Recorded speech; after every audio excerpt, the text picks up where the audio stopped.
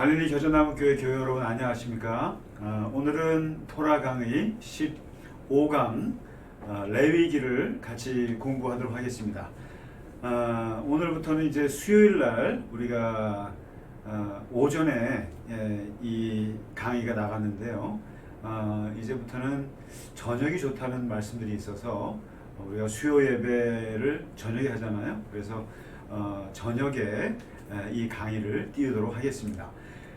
오늘부터 한 2주 2번, 3번 정도 레위기를 같이 공부하도록 하겠습니다.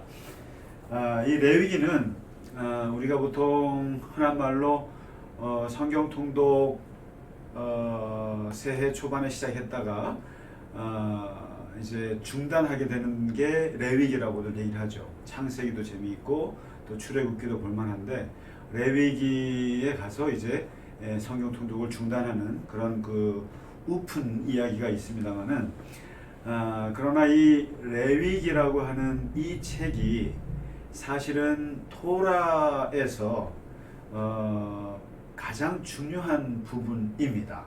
왜 그러냐면은 우리가 아시다시피 그 모세오경 토라라는 게 5권이잖아요.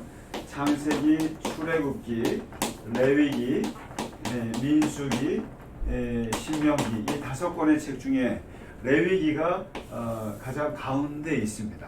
가운데 있고 그리고 이 레위기는 유대 어린이들이 문자를 익혔을 때 가장 먼저 보는 책이 창세기가 아니고 레위기라는 사실은 여러분 잘 아실 겁니다. 그러면 이 레위기라고 하는 것이 여기에는 이야기라고 하는 것이 그야말로 어떤 사건이 없어요. 딱 하나의 사건밖에 없습니다. 그건 나중에 말씀드리고요. 오직 이제 모든 것들이 그 제사법, 정결법 그리고 여러 가지 규례해서 그야말로 모든 것들이 계명으로만 되어 있습니다. 그래서 토라를 이제 이스라엘 사람들이 이제 쉽게 계명을 외우기 위해서 이거를 창세기부터 다 읽을 수는 없잖아요. 다 정리할 수 없으니까 정리한 게 있는데 이게 이제 가장 그 유명한 것이 613계명이라고 하죠. 그러니까 창세기부터 신명기까지의 규례가 될 만한 것들을 613개로 요약을 해서 목록을 만든 게 있어요.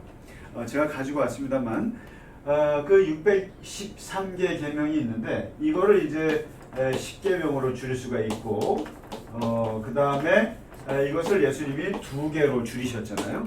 하나님 사랑, 이웃 사랑으로 줄이셨는데 이 613가지 계명 중에서 무려 247개의 계명이 레위기에 담겨져 있습니다. 그러니까 거의 40% 정도의 계명 목록이 레위기에 있어요. 그래서 이 레위기는 어떻게 보면 토라에 있어서 계명에 있어서 가장 중요한 책이 레위기가 되고 있습니다. 이제 우리가 지난주에 그 출애굽기를 마쳤습니다. 출애굽기는 앞부분 1장부터 19장까지 하나님께서 구원의 역사가 전개가 되고 그리고 19장부터 40장까지는 이제 계약 법전 10계명 계명이라는 것을 하나님께서 주시고 그 다음에 성막을 계획하시고 성막을 짓는 성막을 봉헌하는 것까지가 이제 두 파트로 나눠집니다. 그러니까 하나님의 구원이 먼저 이루어지고 그리고 시내산에서 앉혀놓고 하나님의 백성들에게 계명을 주시고 이것을 따를 것을 얘기하면서 계약을 맺게 되죠. 그 관계가 되고 그 계약에서 중요한 것이 하나님 앞에 어떻게 대면할 것인가, 하나님을 예배할 것인가를 위해서 하나님께서 성막이라는 것을 이제 짓게 하셨고, 그래서 출애굽기 40장 끝은 이제 성소가 세팅이 되는 걸로 끝납니다.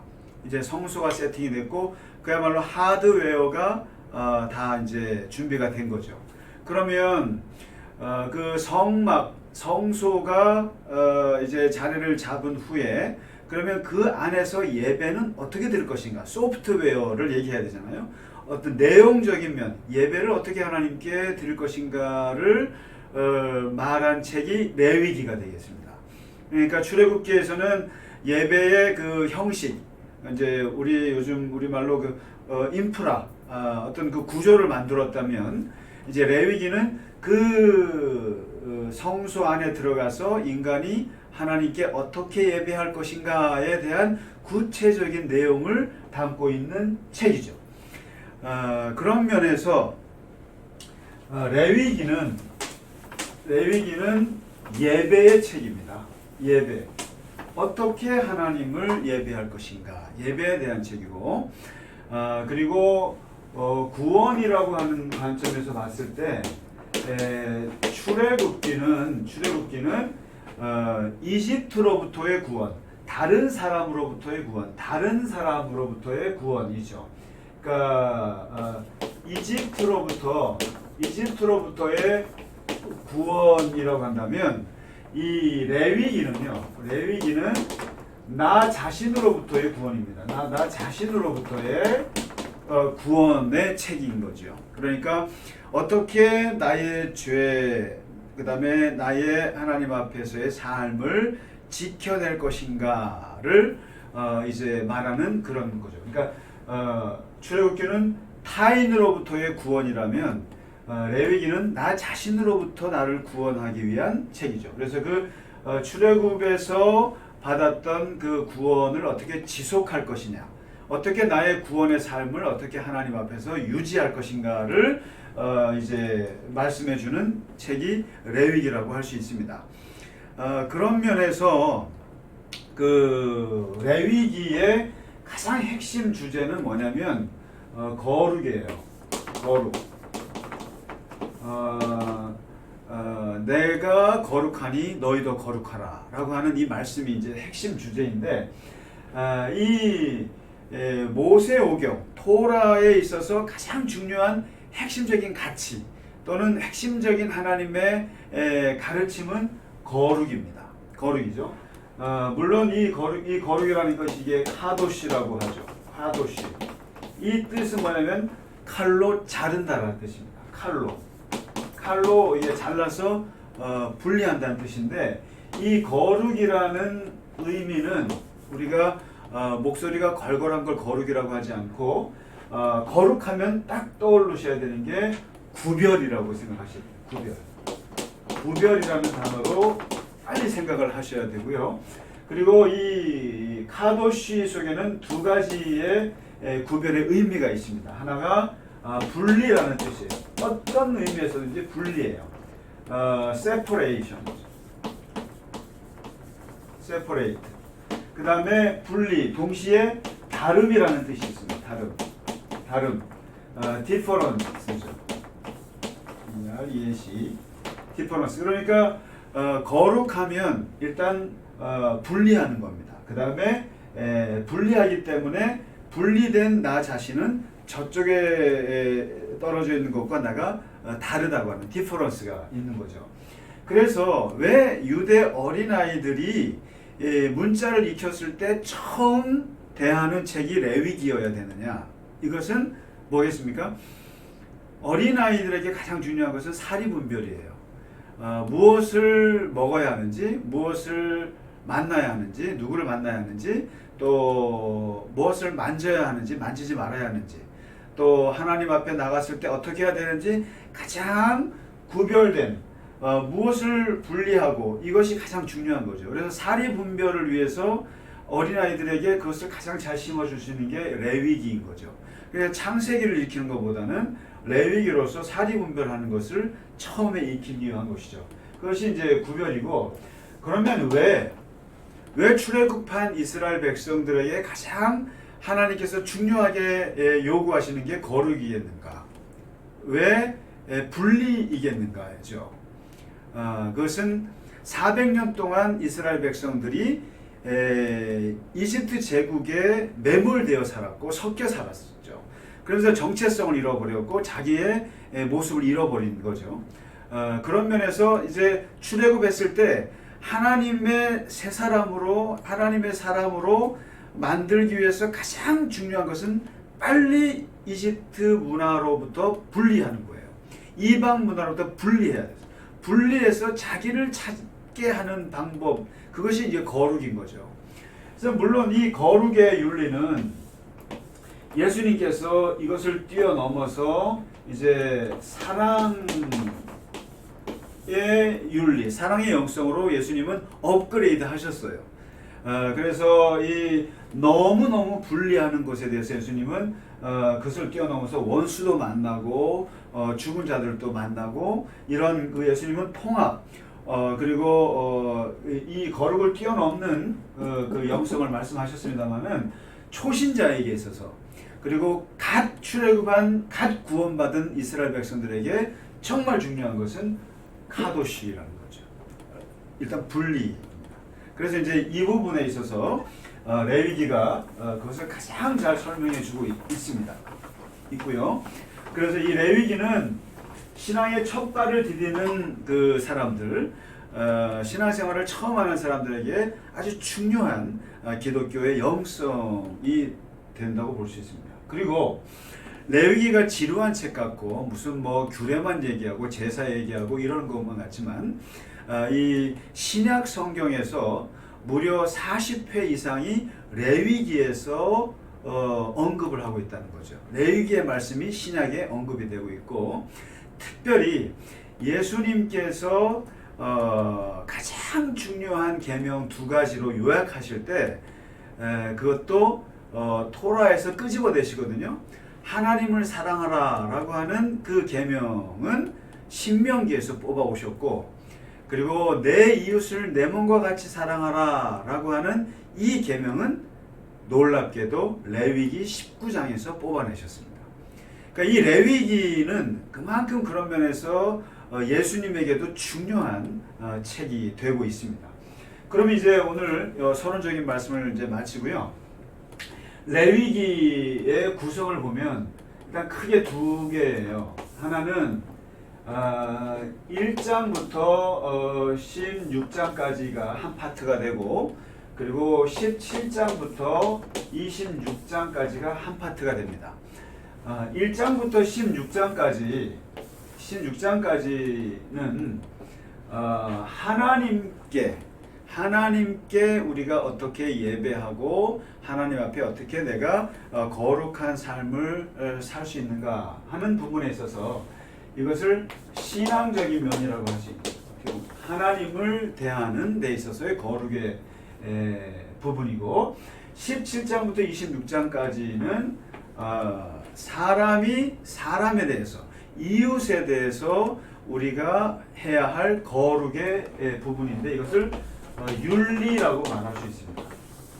사실 여러분 기독교 신앙이라고 하는 것은 이 2축밖에 없어요. 그러니까 신앙과 윤리예요.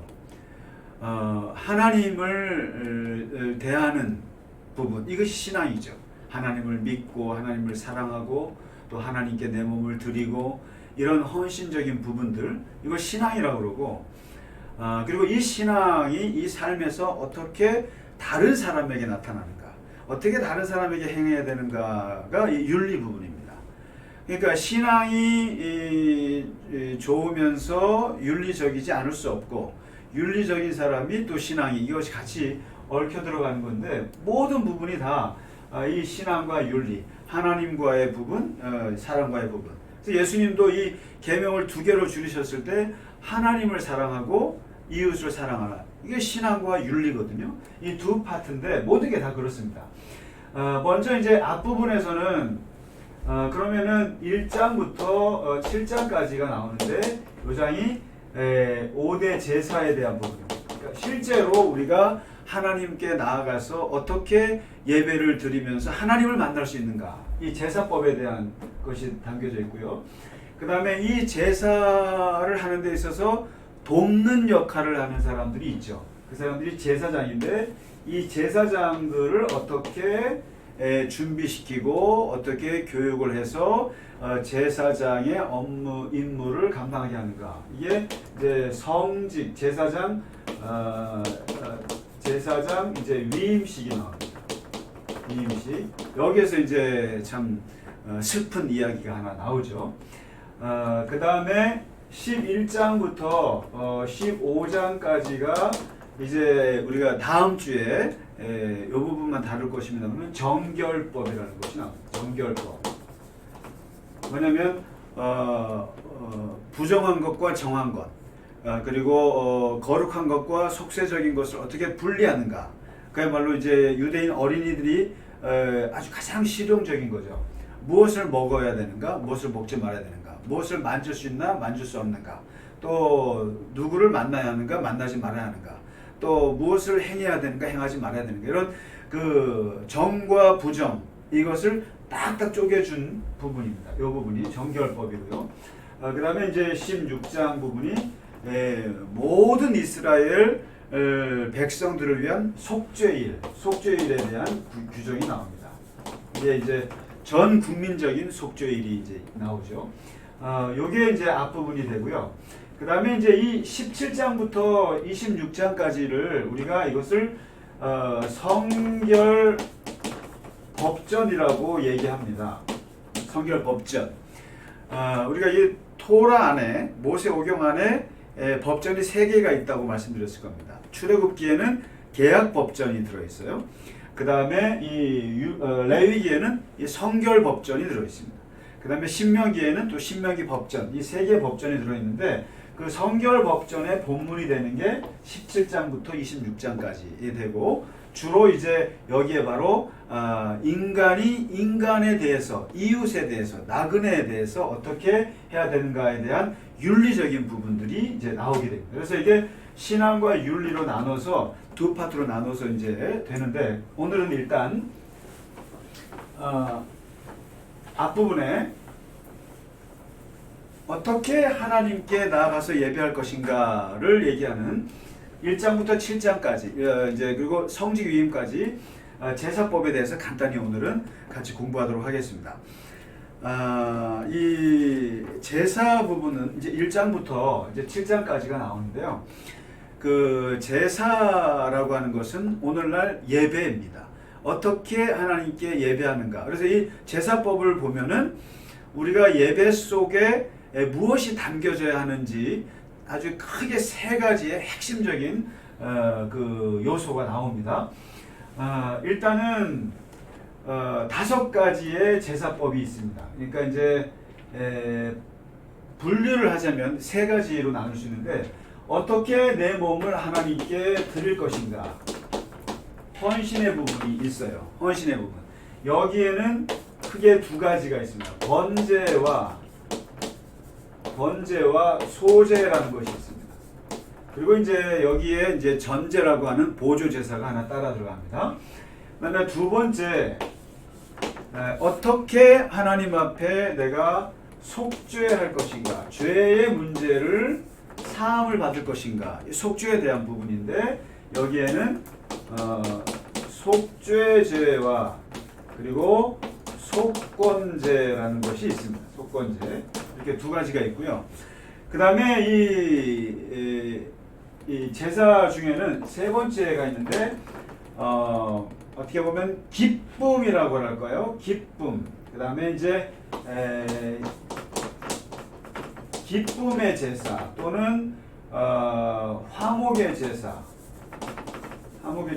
또는 회복의 제사 또는 감사의 의미가 담겨져 있는 제사가 있는데, 그것이 바로 화목제입니다. 화목제. 이 3가지의 중심적인 그 가치를 가지고, 이 3가지의 의미를 가지고 제사를 드리는데, 첫 번째 이제 가장 5대 제사 중에, 이 5개의 제사 중에 가장 중요한 파트가 이 번제라고 할 수 있는 거죠. 번제는 이것은 그야말로 피해 제사입니다. 피해 제사고, 번제, 불로 태운다라는 것입니다. 번제. 그래서 이 번제는 자기가 가져온 그 희생양을 완전히 태워서 하나님께 드리는 겁니다. 이거는 여기는 뭐 더 이상 남는 게 없어요. 그냥 완전히 불태워서 드리는데, 이것은 내 전 인생, 내 전 존재를 하나님께 드려 바칩니다 라고 하는 뜻입니다. 그래서 이 번제라고 하는 것이 하나님께 그 헌신의 의미로서 가장 강력한 거죠. 그래서 여러분 유태인들 600만 명이 홀로코스트 죽었을 때 홀로코스트라고 했을 때 그 홀로코스트라는 말이 번제라는 뜻입니다. 번제. 그러니까 그렇잖아요. 비참하게 히틀러에서 의해서 비참한 죽음이죠. 그러나 이스라엘 사람들은 그 비참한 죽음을 하나님께 번제로 드린 것으로 이해하는 거죠.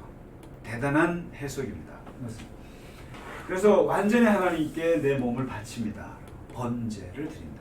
이게 다 바치는 거죠. 그 다음에 이제 이 번제와 함께 이 소제라고 있는데, 이 소제는 피를 흘리는 것이 아니라 이것은 곡식을 드리는 거거든요. 곡식, 채소 뭐 이런 걸로 이제 하나님께 드리는 건데, 이것은 작은 의미에서의 헌신입니다.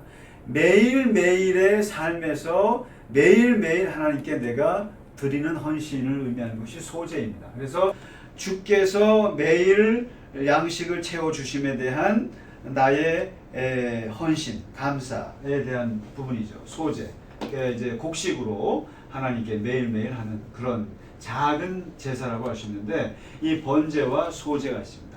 이 번제는 이제 양이나 소나 이런 것들로 피를 흘려야 되고, 이건 완전히 바치는 겁니다. 그 다음에 이 속죄제라고 하는 것은 뭐가 있냐면은, 이 하나님 앞에 이 이제 죄를 짓고 죄의 대속을, 죄상을 받는 것인데, 이 두 가지 종류가 있는 거죠. 속죄제는 하나님의 계명을 부지불식간에 어겼을 때, 여기서 보면 성경은 그릇 어겼을 때, 그릇 범했을 때, 그러니까 모르는 상태에서 의도치 않게도 내가 계명을 어길 수가 있잖아요. 거기에 대해서 하나님 앞에 드리는 것이 속죄제입니다. 그 다음에 이 속건제는 계명에 대한 것이 속죄제고요. 속건제는 성물에 대해서, 예를 들면 회막이나 성물을 망가뜨리거나 또는 이제 하나님의 물건에 대해서 이제 죄를 범했을 때 이것에 대한 그 속죄고요.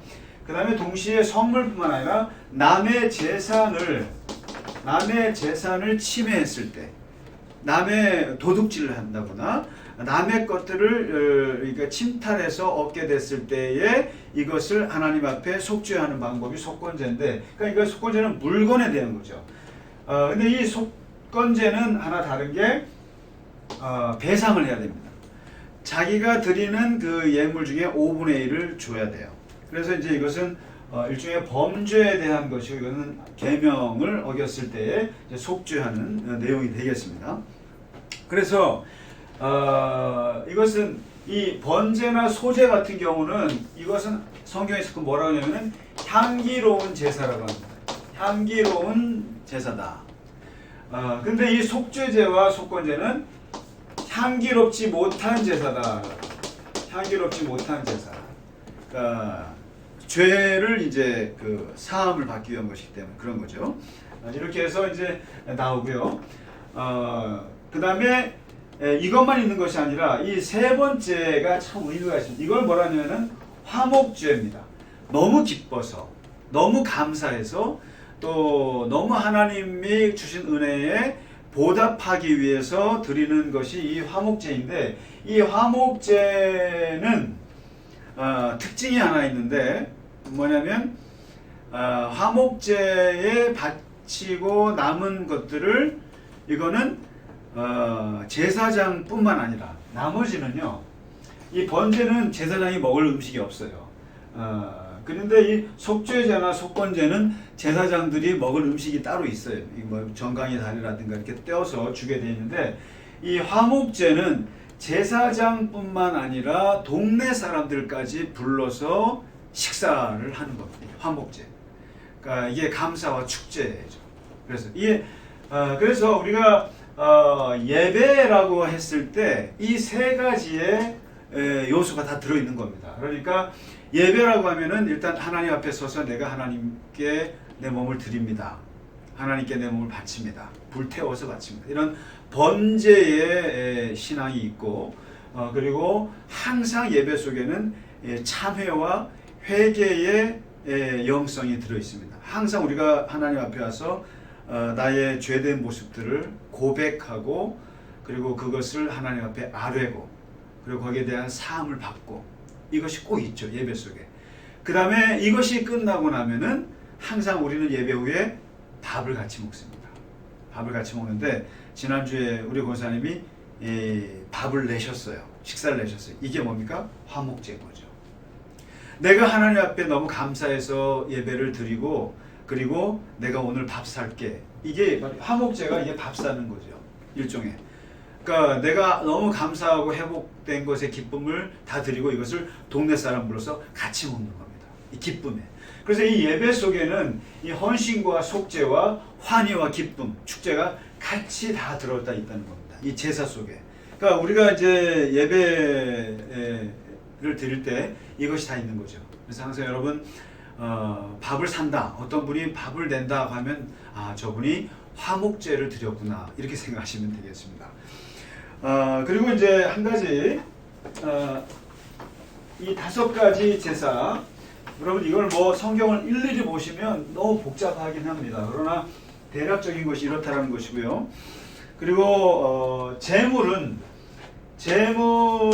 드릴 때는 일단은 그 동물과 이제 곡물이 있는데 동물은 소나 양이나 또 염소나 또는 새나 비둘기 같은 것들이 있습니다. 이것들은 다 경제적인 여건을 고려한 거죠. 소를 바칠 만한 사람, 돈이 없어가지고 새나 비둘기를 할 수 있는 사람, 이런 게 나눠져 있는데 어쨌든 이 재물을 동물을 바칠 때는 이제 주로 숫소, 순양 이제 이런 식으로 가게 되어 있고요. 그리고 이제 이 드릴 때는 흠이 없어야 됩니다. 흠이 없어야 되고 다시 말해서 병들지 않은 거여야 되고 수컷이어야 되고 1년 정도 되어야 되고 그리고 먹을 수 있는 식용이어야 됩니다. 식용. 그래서 주로 여기에는 가축이어야 합니다. 가축. 하나님께 드리는 제물을 왜 가축으로 하느냐. 그리고 이 가축이라는 뜻은 재산 가치가 있어야 된다는 거예요. 재산 가치가. 그러니까 예를 들면 그냥 저기 지나가는 노루 한 마리 재수가 좋아서 잡아가지고 이거 아닙니다. 그리고 갑자기 뭐가 누가 나에게 준 것들 그냥 덤으로 생긴 아무런 재산 가치가 없는 것들을 드리면 안 돼요. 이 가축을 드려야 한다라고 하는 것은 나의 분신 같은 거거든요. 이게. 여러분 이게 저는 목장을 하고 싶은 마음도 있습니다만은 목장을 하면 못하겠는 게 내가 키웠던 닭, 내가 키웠던 어떤 소, 이런 것들을 돼지 이런 것들을 다 팔아야 되잖아요. 다 죽도록 해야 되잖아요. 근데 이 재물에서 가장 중요한 게 가축이에요. 지나가는 이렇게 까마귀나 지나가는 이런 것들 멧돼지나 이렇게 잡아서 드리면 안 됩니다. 안 되고 내가 사랑하고 내가 정성스럽게 키웠던 그런 가축들을 갖다 바치는 겁니다. 왜요? 나의 분신이기 때문에. 그래서 이 가축을 바친다고 하는 것은 그만큼 내가 나 자신을 바친다라는 뜻이 되는 겁니다. 그래서 이 재물의 것이고요. 그 다음에 이제 곡물이 있습니다만은 곡물은 이제 그런 채소나 또는 밀가루, 이제 고운 가루 이런 것들을 얘기하는 겁니다. 이렇게 재물의 종류가 되고요. 그 다음에 우리가 이제 이 하나님 앞에 제사하는 데 있어서 한 가지 잘 오해하고 있는 부분이 있습니다. 뭐냐면 이 예배자, 제사를 드리는 사람은 그러면 이 양을 가지고 왔을 때 바칠 때 그럼 내가 어디까지 하느냐라는 거예요. 어디까지 제사를 드릴 때 그때 많은 사람들은 갖다 주면 제사장이 알아서 잡고 안수하고 각을 뜨고 이렇게 해서 다 해준다고 대리해준다고 생각하는데 전혀 그렇지가 않습니다. 그렇지 않고 이 예배자가 해야 될 것은 6가지예요. 6가지인데 그러니까 이 제사 드리는 예배자라고 말하면 좋을까요? 예배자가 해야 될 것이 첫째가 짐승을 가져와야 됩니다. 짐승을 가져와야 돼요. 내가 키운 사랑하는 가축을 가져와야 됩니다. 그다음에 그 두 번째가 가져와서 그 머리에 안수를 내가 해야 됩니다. 안수를 한다는 얘기는 이제 내 죄를 그 양에게 전가하는데 양과 내가 동일화되었다는 뜻입니다. 동일화. 내가 너고 너가 내라 이거죠. 내 죄가 네 죄고 너 죄가 내 죄라는 거죠. 안수라고 하는 것은 동일한 손을 얹고 나서 그다음에 동일화하면서 죄의 전가를 말하는 거예요. 죄의 전가. 그다음에 죽여야 합니다. 내가 죽입니다. 제사장이 죽이는 것이 아니라 내가 죽이고 그다음에 네 번째 내가 해야 될 일이 뭐냐면은 죽이는 걸로 끝나지 않고 그다음에 가죽을 벗겨야 됩니다. 가죽을 벗기는 것도 내가 해야 됩니다. 가죽을 벗기는 것도 내가 해야 되고 다섯 번째 해야 될 일이 각을 떠야 됩니다. 부위별로 칼로 잘라서 각을 뜹니다. 하나님께 바쳐야 될 것들, 그 다음에 제사장들이 먹을 수 있는 것들 다 각을 뜨고 분리를 하죠. 그 다음에 그 안에 있는 내장과 피들이 있으면 그것을 다 씻어야 합니다. 고기를, 재물을 다 씻어야 합니다. 그렇게 해서 이제 제사장에게 주면 제사장은 어떻게 합니까? 그거를 딱 받아서 근사하게 제단에 갖다 놓고 제사장이 하는 일은 불 붙이는 겁니다.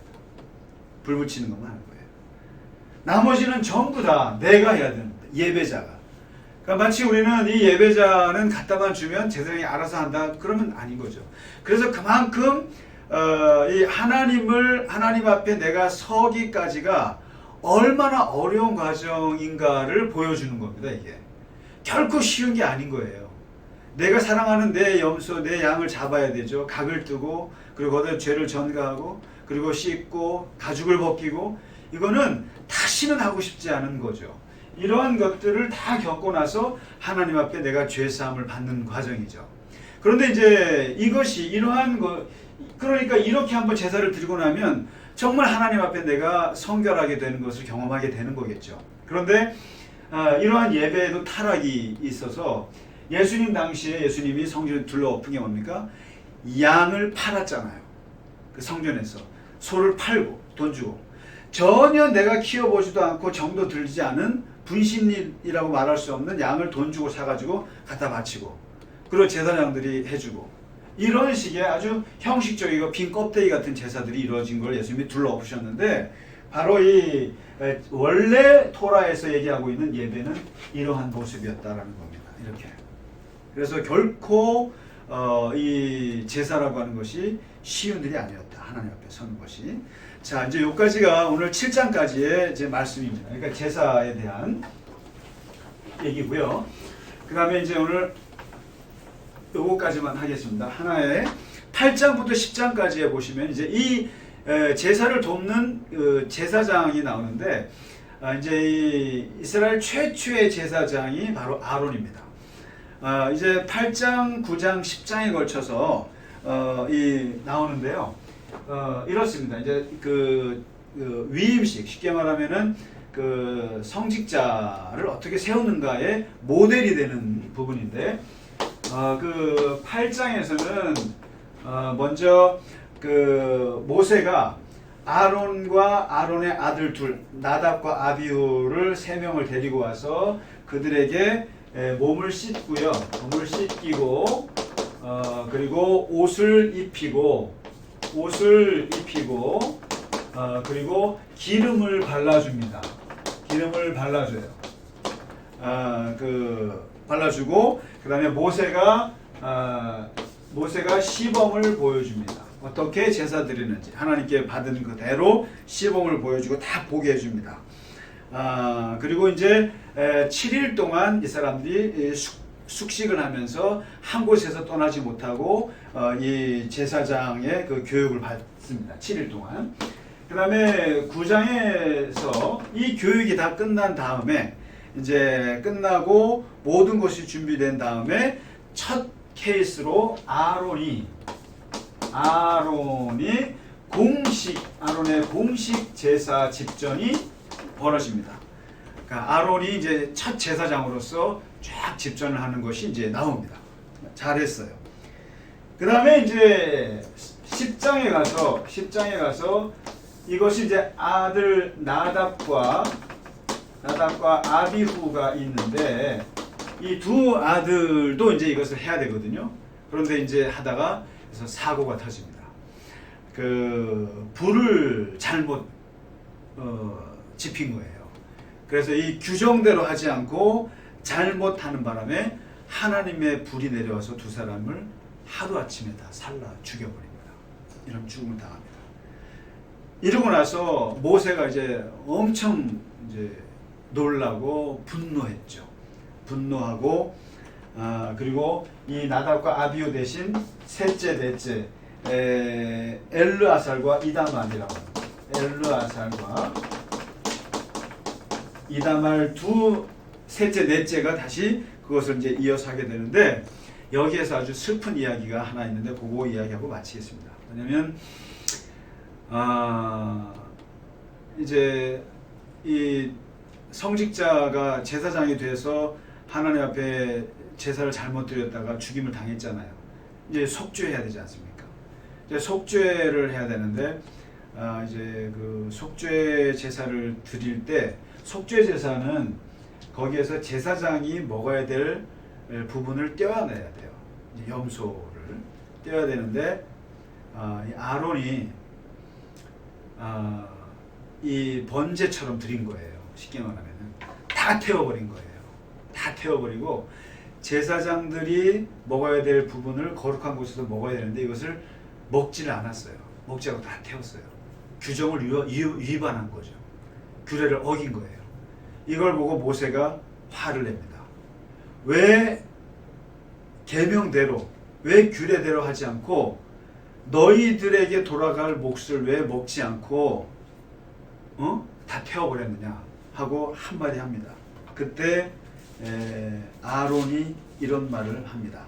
오늘 10장 그 맨 마지막 부분인데 뭐라고 하냐면 오늘 그들이 뭐냐 아들들이 죽은 아들들이 속죄제와 번제를 여호와께 드렸어도 이런 일이 내게 임하였는데 오늘 내가 속죄 제물을 먹었더라면 여호와께서 어찌 좋게 여기셨으리요. 뭡니까? 입구멍에 음식이 들어가겠느냐 이거죠. 아론이 자식 둘을 한순간에 잃어버리고 음식이 고기가 내 입에 들어가겠느냐. 못 먹는다는 거죠. 그 말을 듣고 모세가 가만히 있습니다. 그 말을 좋게 여겼다. 이게 뭘 말하냐면 아무리 엄중한 규례, 아무리 하나님께서 그 FM대로 그 규례를 세우셨더라도 그 법과 규례보다 더 높은 가치가 있는데 그게 뭐냐면 자식을 잃은 아비의 슬픔, 자식을 잃은 아비의 그 애정, 그 사랑, 인애, 그것이 그 위에 있다는 것을 레위기가 보여주고 있습니다. 비록 내가 속죄 제물의 한 부분을 먹어야 되는데도 이걸 먹지 않고 태워서 그 예배 위반을 한 거예요. 그러니까 규례를 위반한 거예요. 그러나 아비로서의 자식을 둘을 잃은 아비로서의 그 아픔과 슬픔, 그 앞에서 위반하는 것, 음식을 먹지 않는 것이 그것이 죄겠는가? 아니라는 거죠. 모세도 그 말을 듣고 아무 말 하지 못했다. 좋게 여겼더라. 그래서 여기서 이 레위기가 아무리 중요한 그 예배의 규례를 얘기한다 하더라도 그 형식적인 것보다 더 위에 있는 것이 무엇인가? 그것은 인애와 사랑입니다. 그러니까 정의도 중요하지만 정의보다 더 위에 있는 가치는 인애와 사랑이에요. 그것을 덮을 수 있어요. 아무리 제사장으로서 하나님 앞에 거룩하게 서도 자기 자식 둘을 잃고 그날 음식이 목에 들어가겠습니까? 그 아비의 슬픔과 아비의 마음을 모세도 이해하고 받아들입니다. 오늘 10장 마지막 절에 모세가 그 말을 듣고 좋게 여겼더라. 맞는 말이죠. 자식 둘을 잃고 무슨 수로 밥을 먹을 수 있겠습니까? 그래서 여기는 아주 그 레위기에 딱딱한 부분이 있음에도 불구하고 이 10장 마지막 구절이 인간으로서의 가지고 있는 그 아픔 그리고 그 사랑 인애의 정신이 그러한 규례와 형식 위에 있다라고 하는 것을 살짝 보여주고 지나갑니다. 자, 오늘은 이렇게 해서 제사법과 그다음에 성직자 그러니까 제사장 위임과 거기에 따른 사건 사고까지 같이 공부했습니다. 이제 다음 주에는 유대인 어린이들이 가장 중요하게 생각하는 정결법, 무엇을 만지고 무엇을 먹지 말고 무엇을 누구를 만나고 이런 부분들을 진짜 분리에 대한 부분을 같이 공부하도록 하겠습니다. 오늘 성경 공부 같이 하시느라 고생 많으셨습니다. 다음 주에 뵙겠습니다. 감사합니다.